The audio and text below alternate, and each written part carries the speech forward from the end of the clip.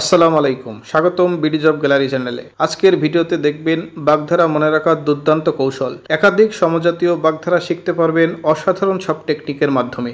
যাদের বাগধারা মনে থাকে না, আশা করি ভিডিওটি শেষ পর্যন্ত দেখলে বাগধারা মনে রাখতে পারবেন সারা জীবন। কেউ যদি পিডিএফ ফাইলটি নিতে চান তাহলে ফাইলটির ডাউনলোড লিঙ্ক ডেসক্রিপশন বক্সে দেওয়া থাকবে, সেখান থেকে ডাউনলোড করে নিতে পারবেন। আর ভিডিওটি ভালো লাগলে অবশ্যই চ্যানেলটি সাবস্ক্রাইব করে দিবেন এবং সেই সাথে ভিডিওটি শেয়ার করে দিবেন। তাহলে চলেন শুরু করা যাক আজকের ভিডিও।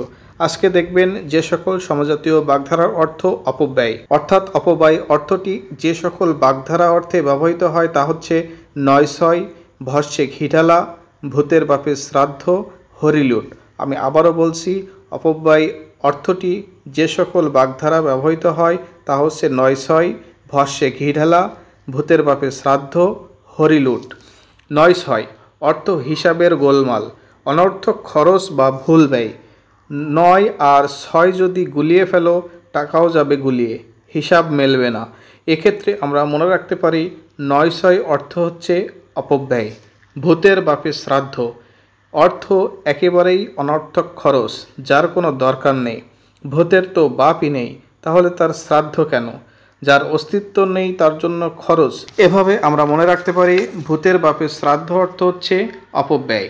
ভস্যে ঘিঢালা একেবারে বৃথা খরচ, যার কোনো ফল নেই।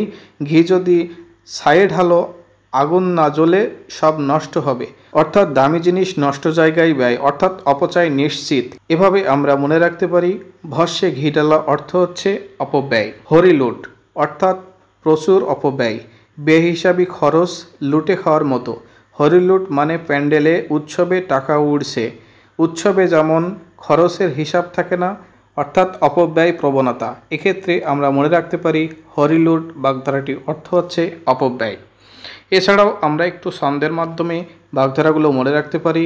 নয়ছয়ে হিসাব গোলমাল, ভূতের বাপের শ্রাদ্ধ একেবারে বিফল, ভস্যে ঘি দিলে কিছুই মেলে না, হরিলুটে টাকা যায় গুণে ধরাই যায় না। ধন্যবাদ ভিডিওটি শেষ পর্যন্ত দেখার জন্য। আপনি যদি একজন চাকরি প্রার্থী হয়ে থাকেন, চ্যানেলটি সাবস্ক্রাইব করে পাশে থাকবেন।